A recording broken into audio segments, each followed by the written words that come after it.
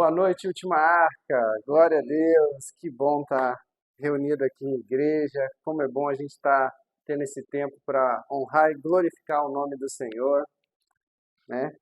Então, como a gente tem feito nos últimos cultos, vamos começar buscando a face do Senhor. Muito obrigado, Paizinho, por esse tempo de estarmos reunidos aqui na Tua presença. Muito obrigado por quem está presente, por aqueles que vão vir ainda, por quem vai ouvir essa mensagem através das redes sociais, Senhor.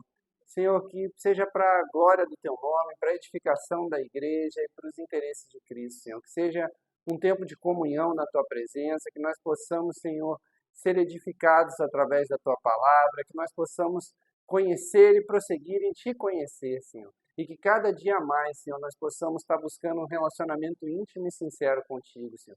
Que nós não nos desviemos do Evangelho, Senhor. Assim como está escrito na carta aos Gálatas que nós temos estudado, Senhor. Em nome de Jesus, que nós não sejamos insensatos, Senhor, mas que nós possamos, Senhor, cada dia mais, Senhor, caminhar, Senhor, no Teu caminho, na Tua verdade, na Tua vida, que é Teu Filho amado Jesus Cristo. Muito obrigado, Senhor. Fala conosco essa noite, em nome de Jesus. Amém. Glória a Deus. Como nós temos feito, né, em todo o culto, nós estamos lendo juntos o Catecismo Nova Cidade. Estamos na pergunta de número 6, sexto culto, sexta pergunta. Pergunta de número 6. Como glorificamos a Deus? Glorificamos a Deus quando nos alegramos nele, amando, confiando nele e obedecendo à sua vontade, aos seus mandamentos e à sua lei. Deuteronômio, versículo para reflexão, Deuteronômio 11:1. Amarás, pois, ao Senhor teu Deus, e guardarás as suas ordenanças, e os seus estatutos, e os seus juízos, e os seus mandamentos todos os dias. Oração. Gracioso Senhor, queremos conhecer-te plenamente e ter pleno prazer em ti. Abre nossos olhos para podermos ver-te como tu és, para que confiemos em ti e ansiemos com tudo o que somos por guardar teus mandamentos, quer por pequenos atos de bondade, quer por grande coragem, que cada ato de obediência traga glória somente a ti. Amém. Glória a Deus. Glória a Deus. Só lembrando, para aqueles que ainda não tiveram oportunidade, em março agora, toda quarta-feira, nós vamos estar estudando este livro aqui, Cristianismo Puro e Simples, do C.S. Lewis. Nós vamos passar 3 meses refletindo sobre esse material, lançando os fundamentos da fé cristã, né? É uma mensagem muito poderosa, ela foi escrita para gerar esperança, né? A primeira apresentação dela foi no rádio, para gerar esperança para os ingleses no meio da guerra, da Segunda Guerra Mundial, que eles estavam perdendo a guerra, e o C.S. Lewis foi convidado pela rádio para fazer uma série de mensagens e pregações para gerar esperança através da fé cristã, né? E daí surgiu esse material, e nós vamos estar estudando juntos, para a honra e glória do Senhor, né? A ideia nossa é sempre estar estudando, porque nós vamos seguir aquilo que a palavra fala, conheçamos e prossigamos em conhecer ao Senhor, né? Também fala que, por exemplo, em Esdras 7:10, que Esdras se dedicou a estudar a lei do Senhor, a praticar para depois poder ensinar. E é isso que nós vamos estar buscando. Amém? Então vamos começar Gálatas 3, tá? Uma coisa que eu gosto de explicar é assim, que nós estamos lendo em conjunto e refletindo sobre as passagens, tá? Nós vamos pegar as perícopes e vamos refletir sobre elas. O que é a perícope? Se você olhar no seu texto, vai estar ali em Gálatas 3. Paulo apela para a experiência dos Gálatas. Tem um títulozinho. A perícope é nesses títulozinhos. É um trecho que está falando sobre o mesmo assunto. Ao invés de a gente pegar versículos isolados, a gente pega o texto inteiro e vai pormenorizando os espaços. Por quê? Porque a ideia é que a gente leia a Bíblia. Se você ama o Senhor e você sabe que a palavra de Deus veio dele, a revelação dele especial para nós, né? Não faz sentido você não querer estar lendo a palavra de Deus, se alimentando da palavra de Deus, né? E a nossa ideia é cada dia mais nós estarmos lendo em conjunto a palavra de Deus, né? E essa questão não é uma invenção nossa, não é uma coisa que a gente criou. Pelo contrário, diversas igrejas usam isso, tá? E é usado desde o Velho Testamento. Em Neemias, capítulo 7, verso 8, né? A gente lê o quê? Eles estavam reunidos em congregação e o sacerdote Esdras leu a lei do Senhor diante de toda a congregação. E lá o texto diz que estavam homens, mulheres e todo aquele que tinha entendimento, que tinha capacidade de entendimento. O que isso significa, né? Os estudiosos dizem que aqueles que tinham capacidade de entendimento eram aquelas crianças que já conseguiam entender o que estava sendo falado. Então, por exemplo, de 6, 7, 8 anos em diante, já ficava no meio da congregação, porque a ideia era que eles entendessem o que era cultuar o Senhor e que eles ouvissem o texto, porque eles tinham condição de já começar a entender os estatutos. Tá? E no verso 8, explica isso que eu tenho falado, que não é invenção nossa. Eles iam lendo o livro da lei de Deus claramente, dando explicações, de maneira que o povo entendesse o que se lia. Então, não é uma invenção. Ah, está fazendo modinha. Ah, está fazendo um negócio diferente. Não. Desde o Velho Testamento, a forma de você ler a palavra do Senhor é meditando, é para que seja entendida. Não é uma repetição vazia e não é um texto só para você jogar ou contar uma historinha ou dar risada. Não. É para você ler, meditar, para que você tenha não só revelação da vontade do Senhor, mas que você possa praticar aquilo que você está lendo, né? Então vamos começar. Gálatas 3, do verso 1 em diante. Paulo apela para a experiência dos Gálatas. Ó Gálatas insensatos, quem foi que os enfeitiçou? Só reparando, gente, Paulo aqui está argumentando com os Gálatas por conta dessa confusão deles de caírem nas conversas dos judaizantes, né? E aí a forma dele argumentar é perguntando. Ele vai fazer nesse trecho 6 perguntas para eles, tentando chamar eles à reflexão, porque muitas das vezes, quando a gente faz pergunta, você pode ver, por exemplo, que às vezes você vai num aconselhamento, você vai no psicólogo, o que eles fazem? Eles são bons de fazer perguntas. Eles ficam fazendo perguntas, porque é para você refletir, para você chegar naquele raciocínio, porque senão ele fica te entregando a resposta, entendeu? E a ideia aqui de Paulo é isso, é chamar os caras à razão. Ó Gálatas insensatos, quem foi que os enfeitiçou? Não foi diante dos olhos de vocês que Jesus Cristo foi exposto como crucificado? Quero apenas saber isso. Vocês receberam o Espírito pelas obras da lei ou pela pregação da fé? Será que vocês são tão insensatos que, tendo começado no Espírito, agora querem se aperfeiçoar na carne? Será que vocês sofreram tantas coisas em vão? Se é que, na verdade, foram em vão. Aquele que lhes concede o Espírito e que opera milagres entre vocês, será que ele o faz pelas obras da lei ou pela pregação da fé? Glória a Deus, até aqui por enquanto. Então, assim, primeiro de tudo, vamos fazer uma tradução livre, radical, versão Marcelo. Literalmente, Paulo está tão estarrecido que ele fala assim, trazendo para hoje, vocês comeram cocô? Vocês não entenderam o que eu estou falando? Entendeu? O que vocês estão fazendo, gente? Entendeu? Porque, assim, como que vocês começaram tão certinho e vocês se perderam dessa maneira? Entendeu? Então, assim, primeiro de tudo, ele apela para a demonstração deles. Ele chega e fala assim, Jesus Cristo foi exposto diante de vós como crucificado. Literalmente, no texto, é como se ele estivesse falando assim, foi tão claramente exposto que é como se eu tivesse desenhado para vocês. É como a gente fala hoje em dia, explicou, desenhou e explicou o desenho. É muito claro, não tem como vocês não terem entendido que Jesus Cristo foi exposto e crucificado. É como se vocês estivessem... Eu falei de uma forma que é como se você estivesse presente na crucificação. E ele fica chocado dos caras terem mudado esse entendimento. Entendeu? Quero saber disso. Aí ele chega e fala assim, vocês receberam o Espírito porque creram nessa mensagem? Ou foi um monte de regrinhas que vocês cumpriram da lei e aí o Espírito veio? Ah, igual hoje em dia tem uns lugares que ficam falando, jejua tantos dias, faz não sei o quê, sobe um monte não sei das quantas vezes, faz não sei quantos dias de... E aí vai acontecer. Foi dessa forma que vocês receberam o Espírito? Não estou tirando a importância do jejum, do subir um monte e do orar, tá? Mas isso a gente vai conversar num outro momento. Mas o que eu estou dizendo é que Paulo apela claramente para a experiência deles.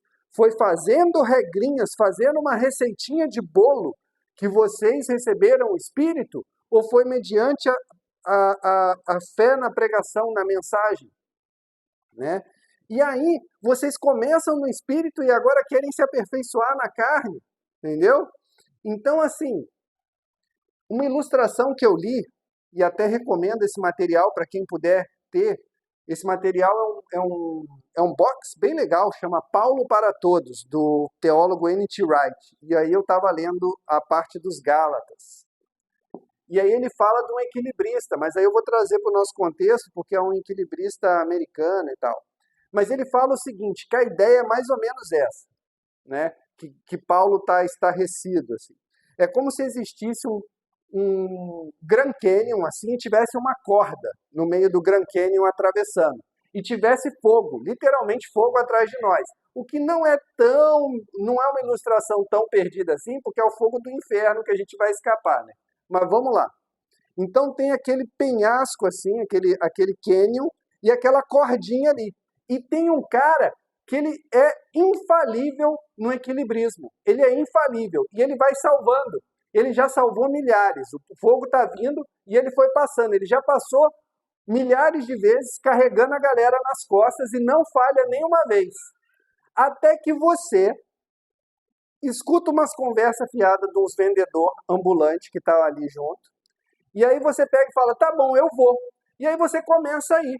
Você está lá no meio, aquele buracão enorme do Grand Canyon, assim. Jesus carregando você nas costas para você poder escapar do fogo do inferno. E quando você está no meio, você vira e fala assim, pá, Jesus, mas sabe o que é? Estou te dando muito trabalho. E teve uns caras ali que me falaram o seguinte, tem esse tênis aqui maneirão, que ele é aderente, e que se eu caminhar aqui, nunca caminhei numa corda elástica dessa, mas se eu caminhar com esse tênis é infalível. Eu vou terminar de passar pelo Grand Canyon aqui, não preciso mais da sua ajuda. Pode ajudar outro, deixa que eu me viro. Vai dar certo isso? Você acha que você na primeira vez vai conseguir se equilibrar numa cordinha, botando um tênis da loucura? É mais ou menos isso. Você começa indo bem, confiando em Cristo para passar pelo obstáculo, mas aí você fala assim, arrumei um esquema, deixa para mim que eu resolvo sozinho. Foi assim que Paulo entendeu o que eles estavam fazendo, né? E eu achei essa ilustração muito pertinente. Então, ele fica tão chocado, que ele começa a clamar pela experiência deles. Olha a experiência que vocês tiveram. Olha a pregação. Ele confiava tanto na pregação que ele tinha ministrado para os Gálatas, que ele chama eles para lembrar daquela pregação. Entendeu? Ele chama de volta por causa das experiências. Tudo que vocês viveram, todo o sofrimento. Será que foi em vão? Né? E aí o texto vai continuar. Né? O exemplo de Abraão, próxima perícope. É o caso de Abraão, que creu em Deus e isso lhe foi atribuído para justiça. Saibam, portanto, que os que têm fé é que são filhos de Abraão. Ora, tendo a Escritura previsto que Deus justificaria os gentios pela fé, pré-anunciou o Evangelho a Abraão, dizendo, em você serão abençoados todos os povos. De modo que os que têm fé são abençoados com o crente Abraão, pois todos os que são das obras da lei estão debaixo de maldição, Porque está escrito: maldito todo aquele que não permanece em todas as coisas escritas no livro da lei para praticá-las. E é evidente que pela lei ninguém é justificado diante de Deus, porque o justo viverá pela fé. Ora, a lei não procede da fé, mas aquele que observar os seus preceitos, por eles viverá. Cristo nos resgatou da maldição da lei, fazendo-se Ele próprio maldição em nosso lugar, porque está escrito: maldito todo aquele que for pendurado no madeiro, para que a bênção de Abraão chegasse aos gentios em Cristo Jesus, a fim de que recebêssemos pela fé o Espírito prometido. Glória a Deus. Até aqui para a gente poder conversar sobre essa perícope. Então aqui ele puxa, como ele já fez em outras passagens da Escritura, ele apela para mostrar quando a lei foi entregue, para mostrar que a promessa veio antes da lei. A promessa começa em Abraão. Em Abraão, Deus dá uma promessa e fala assim: em você todas as nações da terra serão benditas. Mais de 400 anos depois, vem Moisés, vem a lei, vem tudo. Então a promessa, ela precede. A aliança com Abraão, ela precede a lei. Então ela não pode ser dependente da lei. Ela não é dependente da lei. Então não tinha como a promessa ser condicional à lei, porque ela vem muito antes da lei, né? E ali fala o quê? Fala de um descendente, entendeu? A promessa é para o seu descendente, que através daquele descendente de Abraão é que seriam benditas todas as famílias da terra. Então ele já estava dizendo o quê? Que aquela promessa ia se expandir para outros povos, ela não seria restrita aos judeus, então você não precisava ficar restringindo ali nos judeus. Só os judeus vão ser salvos, só os judeus são abençoados. Não, eles iam ser uma luz para o mundo, né? E isso se cumpre em quem? Se cumpre em Cristo. A partir dali, né, volta-se para aquilo que deveria ser desde o princípio. É através da fé. Abraão, ele foi justificado pela fé, não pelo cumprimento da lei. Ele nem tinha lei, entendeu? E aqui mesmo o texto fala, foi-lhe atribuído por justiça. E aí, uma coisa que eu acho muito legal, e que eu, estudando com os caras lá do grupo de homens, a teologia sistemática do Wayne Grudem, eu achei muito interessante, porque em diversos pontos a gente vê assim, se você tropeça num ponto da lei, você é culpado de tudo, de toda a lei. E o Wayne Grudem, esse autor, ele dá um exemplo muito legal. Eu não vou falar exatamente como ele falou, tá? Mas é mais ou menos assim. Quando você pega os 10 mandamentos para simplificar a questão. Se você, por exemplo, adultera, você não está só cometendo o pecado do adultério. Você está cobiçando, porque antes de adulterar, você cobiçou. Você está mentindo, porque para você fazer aquilo, você tem que mentir. Você está roubando o que é do outro, você está roubando a mulher do outro. Detalhe, tudo isso que você está fazendo, você está colocando aquela pessoa no lugar de Deus. Então você está amando alguém mais do que você ama a Deus. Entendeu? Aquela pessoa está se tornando um ídolo para você, então você está fazendo uma imagem para você e está adorando aquela imagem. Então olha quantos mandamentos você quebra por um simples ato, entendeu? E você pode no final até estar gerando morte ou desejo de morte por conta desse negócio.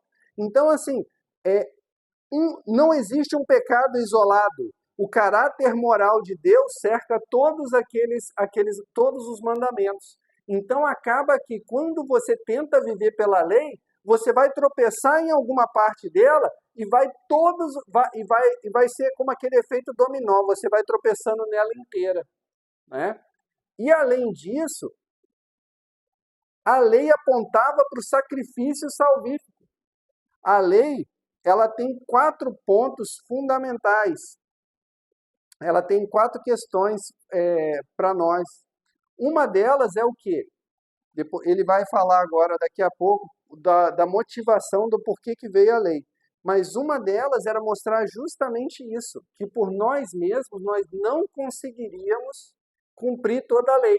Porque você vai tropeçar em alguma coisa. Você vai tropeçar em alguma coisa. Tá?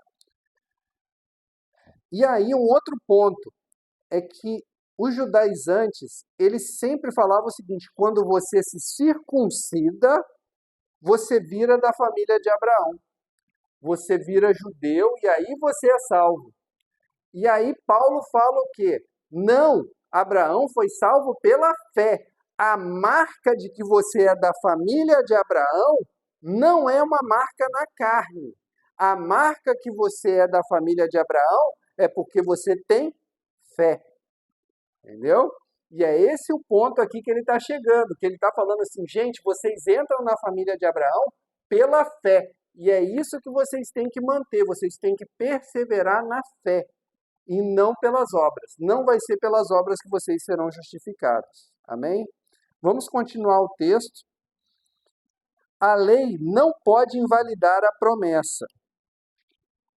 Irmãos, fala em termos humanos. Ainda que uma aliança seja meramente humana, uma vez ratificada, ninguém a revoga ou lhe acrescenta coisa alguma. Ora, as promessas foram feitas a Abraão e ao seu descendente. Não diz aos descendentes, como falando de muitos, porém falando de um só, e ao seu descendente, que é Cristo. E digo isto, uma aliança já anteriormente confirmada por Deus não pode ser revogada pela lei, que veio 430 anos depois, a ponto de anular a promessa, porque se a herança provém de lei, já não decorre de promessa, mas foi pela promessa que Deus a concedeu gratuitamente a Abraão. Logo, para que a lei? Ela foi acrescentada por causa das transgressões, até que viesse o descendente a quem se fez a promessa, e foi promulgada por meio de anjos, pela mão de um mediador. Ora, o mediador não é de um só, mas Deus é um só. Seria então a lei contrária às promessas de Deus? De modo nenhum, porque se fosse promulgada uma lei que pudesse dar vida, então a justiça seria de fato procedente da lei. Mas a Escritura encerrou tudo sobre o pecado, para que, mediante a fé em Jesus Cristo, a promessa fosse concedida aos que creem. Glória a Deus. Então, assim, 4 pontos que a gente vai discutir a respeito do porquê que a lei foi concedida, tá? Então, a gente já falou que a promessa veio antes da lei, tá? E a promessa de Deus era incondicional. Para vocês terem uma ideia, quando Deus faz uma aliança com Abraão, o texto mostra que eles fazem um ritual, né? Deus coloca Abraão para fazer um ritual que era feito naquela época. Ele parte os animais e coloca os corpos dos animais partidos no chão, né? Os corpos e as cabeças dos animais partidos com aquele trilho de sangue. Como era feita essa questão? As pessoas, quando faziam esse tipo de aliança, os dois passavam no meio dos corpos ali, por aquele trilho de sangue, e o que era entendido?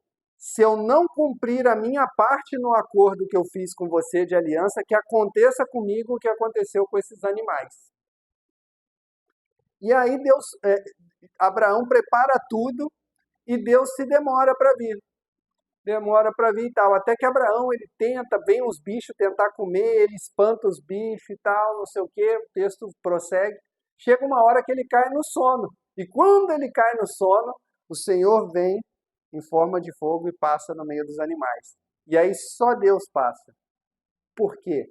Porque ele ia cumprir independente do que Abraão fizesse. É para mostrar que a aliança que ele tinha com Abraão era incondicional. Glória a Deus. Então, é pela fé, é pela eleição, é pela promessa de Deus, né? E aí, 4 pontos que eu acho importante. Para que serviu quando Paulo fala que a lei foi concedida por causa das transgressões, tinha algumas finalidades possíveis esse trecho. Primeira delas, prover um sistema sacrificial para lidar temporariamente com as transgressões. Então, por que a lei foi concedida para os judeus? Primeiro ponto é que tinha a questão de se lidar com os pecados para que eles pudessem já chegar diante de Deus. Então, a lei foi concedida para lidar com as transgressões. Olha, vocês estão fazendo isso aqui é pecado, e a forma com que vocês vão fazer para vocês expiarem esse pecado temporariamente vai ser um sacrifício assim, assim, assado, para que vocês possam se apresentar diante de mim. Tá? Esse é o primeiro ponto. O segundo ponto, ensinar as pessoas mais claramente o que Deus exige, dessa forma restringir as transgressões. A lei, ela tinha também esse lado moral. Era para mostrar para eles, revelar para Deus, revelar para os homens o caráter de Deus, porque sem a lei, eles não entenderiam o que é certo e o que é errado, entendeu? Então, a partir do momento, é o que Paulo fala em outra carta, que ele fala assim, eu não saberia o que é cobiça até que eu vi na lei, não cobiçarás, entendeu? E esse é um segundo ponto do porquê que a lei foi concedida por conta das transgressões. Terceiro ponto, mostrar que as transgressões violaram explicitamente a lei. Então, para mostrar que eles feriam o caráter e os princípios de Deus através dessas transgressões. E quarto ponto, revelar a pecaminosidade das pessoas e a necessidade de um Salvador. O que a lei mostrava para as pessoas? Olha, vocês são falhos, todos vocês pecam, e vocês necessitam de uma expiação, vocês necessitam de um Salvador. Então era mostrando para eles, olha, vocês não dão conta. Então a lei nunca teve um caráter salvífico. A lei ela não era para salvação. A lei era para mostrar isso, ó, vocês são falhos e vocês carecem de um Salvador. Vocês carecem de uma forma de reconciliação com Deus. Tá? Vamos lá. Daí, ele mostra que todos nós estávamos encerrados, né, debaixo da lei, que todos nós éramos pecadores. Né? E que, carecendo desse Salvador, a lei já apontava para Cristo. E que como que eu posso explicar melhor essa questão? A lei, ela servia, ele vai falar agora, ela servia como um aio, como um tutor, até que alcançasse a maturidade da revelação. Tá? Vamos terminar na última perícope agora, a partir do verso 23. A tutela da lei para nos conduzir a Cristo. Mas antes que viesse a fé, estávamos sob a tutela da lei, e nela encerrados, para essa fé que no futuro haveria de ser revelada. De maneira que a lei se tornou nosso guardião para nos conduzir a Cristo, a fim de que fôssemos justificados pela fé. Mas agora veio a fé. Já não permanecemos subordinados ao guardião, pois todos vocês são filhos de Deus, mediante a fé em Cristo Jesus, porque todos vocês foram batizados em Cristo. De Cristo se revestiram. Assim sendo, não pode haver judeu nem grego, nem escravo nem liberto, nem homem nem mulher, porque todos vocês são um em Cristo Jesus. E se vocês são de Cristo, são também descendentes de Abraão e herdeiros segundo a promessa. Glória a Deus. Então, assim, ele começa a falar de que uma aliança não pode ser revogada, né, que a gente estava vendo na outra perícope. O que ele queria dizer com isso? O exemplo de aliança era muito bom, porque o contexto do Velho Testamento, né, e do Novo Testamento, as alianças eram coisas levadas muito a sério, muito a sério. Hoje em dia, infelizmente, o povo distorce a aliança como contrato. Entendeu? Que é aquilo que eu tinha falado da aliança lá, quando Abraão faz aquele sacrifício, aqueles animais, e Deus passa sozinho no meio deles e deixa Abraão dormindo, ele mostrou ali que ele ia cumprir independente do que Abraão fizesse. Mas a aliança naquela época tinha esses termos. Se eu não cumprir a minha parte, que aconteça comigo como aconteceu com esses animais. Hoje em dia é mais fácil para falar, o exemplo mais fácil é de um testamento. O que acontece muitas das vezes quando a pessoa morre? Começa aquele quebra-pau dos herdeiros. Não, porque não sei o quê. E aí começa sempre aquele miguezinho. Ah, porque era desejo dele em vida que esse negócio ficasse comigo, porque ele sempre falou que era melhor eu cuidar desse tipo de coisa. Ah, era desejo dele em vida que esse relógio fosse usado por mim, porque sempre combinou mais com o meu cabelo. E fica aquele negócio, ah, era desejo. Como que se resolve isso? Testamento. Testamento. O cara deixa um testamento, ah, porque ele dizia isso. Não, ele dizia, mas não deixou escrito. Por isso que, por exemplo, quando você vai doar órgãos, você deixa por escrito. Porque, ah, ele manifestava o desejo de doar órgão. Tem um peso. Agora, quando você deixa por escrito, a família pode ir contra. Está por escrito, o desejo é doar os órgãos. Entendeu? Então, quando Paulo lança a mão dessa questão da aliança, ele está falando isso, que a aliança não pode ser revogada por um ato posterior. Assim como um testamento não pode ser modificado depois que o cara morreu, entendeu? O cara morreu. Você não vai modificar. Não, pensando bem, ele não tinha todo esse desejo, não. Vamos mudar esse testamento e vamos redistribuir aqui os bens. Não funciona assim. Não funciona assim. Então a lei, que veio muito depois da aliança e da promessa, não poderia mudar as regras da aliança e da promessa. Então ela não veio para salvar e para justificar, porque Abraão foi salvo, foi justificado sem ela. Né? Foi pela fé que ele foi justificado. Né? E continuando aqui, ele fala o quê? A lei, ela era um tutor, um guardião, literalmente a babá. Era a babá do povo. Era para conduzir até Cristo. Ó, até não chegar o Messias, até não chegar o sacrifício perfeito, vai fazendo esses sacrifícios aqui imperfeitos. Até você... Mas só que assim, hoje em dia o povo parece que não entendeu a coisa, porque o que acontece? Eles querem abolir a lei. Mas a ideia de você viver sem lei não é porque você vai viver anarquicamente, né? Naquela anarquia, naquela loucuragem, naquele oba-oba sem lei. Não! É como se você tivesse uma criança. Enquanto ela é pequena, você tem uma babá. Olha, não enfia o dedo na tomada que você vai levar choque. Olha, não pega na panela em cima do fogão, que vai te derrubar e vai te queimar. Olha, não põe a mão no fogo, que você vai se machucar. Olha, não sai correndo perto do buraco, que você vai cair. Entendeu? Quando chega a graça é para gente madura. É para aquelas pessoas que amadureceram. Quando você tem um filho e você põe alguém para ficar ensinando isso para ele, quando você tira, você fala assim, não, agora meu filho amadureceu. Aqueles conceitos que foram ensinados pela babá vão permanecer nele. O garoto amadureceu? Não precisa mais de babá. Então não precisa mais ninguém ficar atrás dele falando para ele não enfiar o dedo na tomada. Ele já sabe que ele não deve enfiar. Já está, como é que eu vou te falar assim? Enraizado nele, já está colocado no coração dele que não é para enfiar o dedo na tomada. Então quando chega a graça,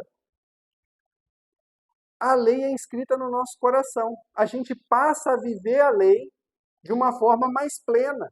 A gente não precisa mais que a lei fale assim, ó, não faz isso, não peque, não mate, porque você entende que é para você orar até pelo seu inimigo. Entendeu? Então, assim, a lei, a graça, ela sobe a régua. É como Jesus prega ali no Sermão do Monte. Ó, se não adulterarás. Não, eu, porém, vos digo, se você olhar e intentar no seu coração, você já adulterou.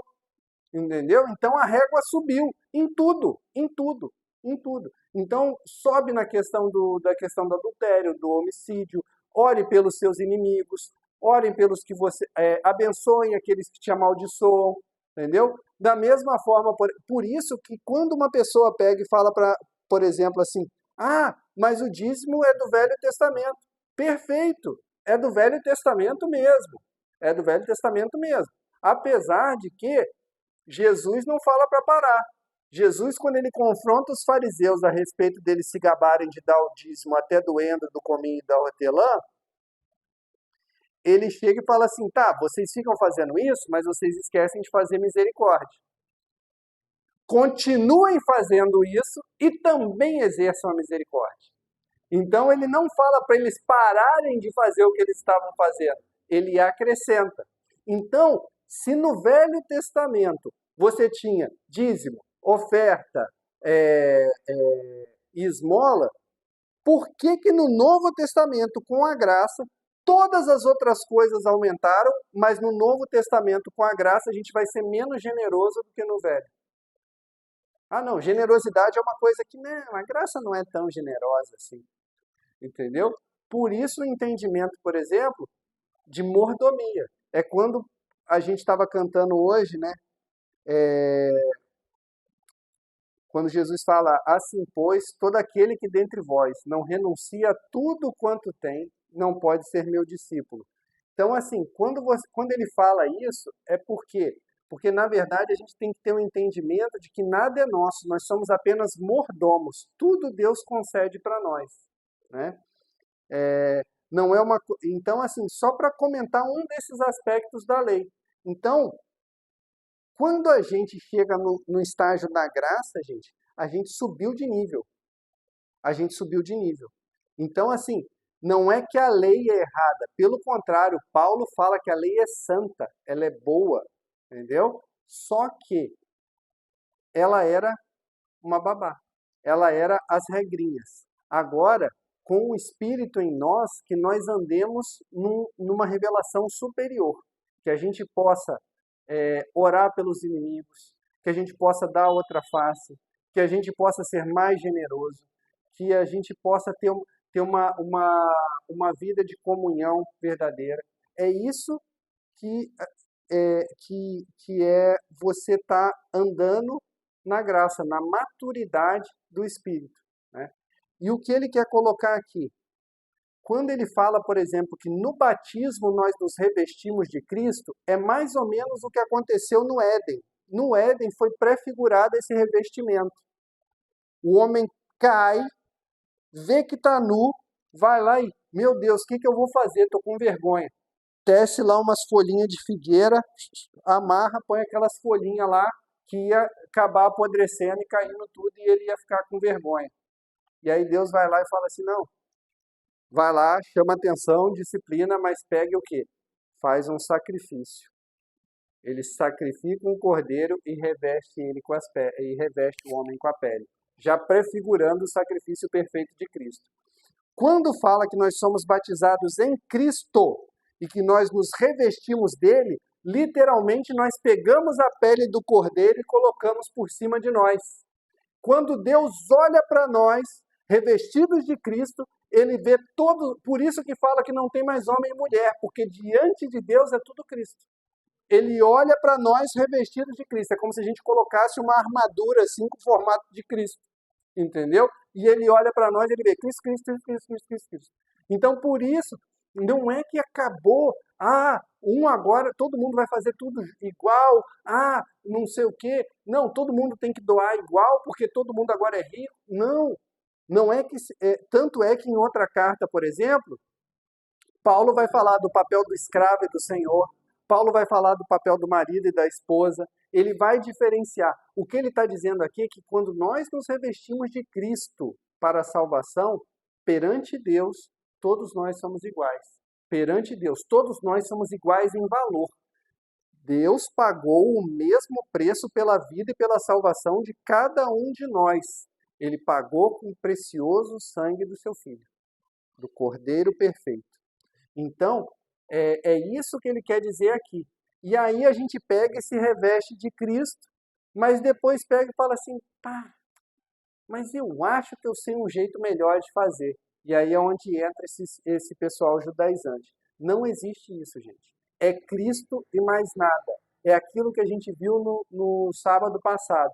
Solus Christus, solo fide, sola gratia. É isso que nós cremos, é isso que nós cremos. É pela graça, é pela fé e por Cristo, é pelos méritos dele. Nós nos revestimos dele. Não há nada que nós possamos fazer para merecer. A lei ela não serve para nós como um mecanismo de salvação, como a gente viu. Ela serve para nós como o quê? Mostrar para nós como nós podemos ser mais agradáveis ao Senhor. Porque aí a gente olha e fala assim, isso aqui agrada ao Senhor, então eu vou fazer porque eu amo. Não porque eu quero merecer alguma coisa diante dele. Amém? Que nós possamos cada dia mais caminhar nesse entendimento. Que a gente possa cada dia mais caminhar nesse entendimento que é pela fé. Que nós somos todos iguais perante Deus. Não tem ninguém melhor do que o outro. Que todas as vidas são preciosas, porque todas foram compradas com o mesmo preço, o mesmo sangue. Entendeu? E que nada que nós façamos vai gerar para nós mérito. O que nós temos, o único mérito que tem diante de Deus é Cristo. E é nos méritos de Cristo que nós nos aproximamos diante de Deus. Que nós possamos cada dia mais caminhar nesse entendimento, que nós possamos nos defender desses ensinamentos que têm tentado nos assolar aí através de internet, através das redes sociais, né? Esses enganos que Satanás tem colocado, da gente tentar dobrar a vontade de Deus, da gente pôr o Senhor à prova, da gente determinar que Deus faça. Não, nós é que temos que nos conformar. Quando a gente jejua, não sei, me veio isso aqui agora, mas só para finalizar. Um exemplo muito claro disso é porque vocês já devem ter visto isso em alguns lugares. Vamos jejuar para que isso aconteça. É como se o jejum fosse uma moeda de troca. É como se o jejum dobrasse a vontade de Deus. Não! O jejum é para enfraquecer a sua carne, para você aumentar a sua sensibilidade, para que você se amolde à vontade que Deus já fez para você. É isso a finalidade do jejum. Então, que nós possamos cada dia mais nos conformar à vontade de Deus e entender que nós é que precisamos buscar um relacionamento com Ele. Nós que precisamos nos conformar à vontade dEle. E nós precisamos caminhar nessa certeza da salvação em Cristo Jesus. Que nós nos revestimos dEle, que é pela fé, pela graça e por Cristo que nós vamos chegar diante do Senhor naquele grande dia. Amém? Glória a Deus. Senhor, muito obrigado por esse tempo, muito obrigado pelos meus irmãos, muito obrigado por aqueles que vão ouvir essa mensagem depois, Senhor. Que nós possamos cada dia mais conhecer e prosseguir em Te conhecer. Que nós possamos, Senhor, cada dia mais ter um relacionamento íntimo e sincero. Que nós possamos cada dia mais conformar a nossa vontade à Tua vontade, Senhor. Que nós possamos cada dia mais diminuir, que o Senhor cresça em nós, Senhor. Que nós possamos, Senhor, a cada dia mais ser boas testemunhas, que nós tenhamos, Senhor, aquilo que Tu falas lá em Atos, Senhor. E recebereis poder. Poder para quê? Para serem minhas testemunhas em Jerusalém, Samaria, até os confins da terra. Que até os confins da terra, Senhor, esse poder venha sobre cada um de nós, Senhor, para que nós possamos ser Tua testemunha, Pai. Muito obrigado por essa noite, que tenhamos uma semana abençoada na Tua presença. Abençoa as famílias aqui representadas, aqueles que não puderam vir, aqueles que vão ouvir essa mensagem. Que essa semana, Senhor, nós possamos cada dia mais caminhar e Te conhecer. Em nome de Jesus. Amém. Glória a Deus.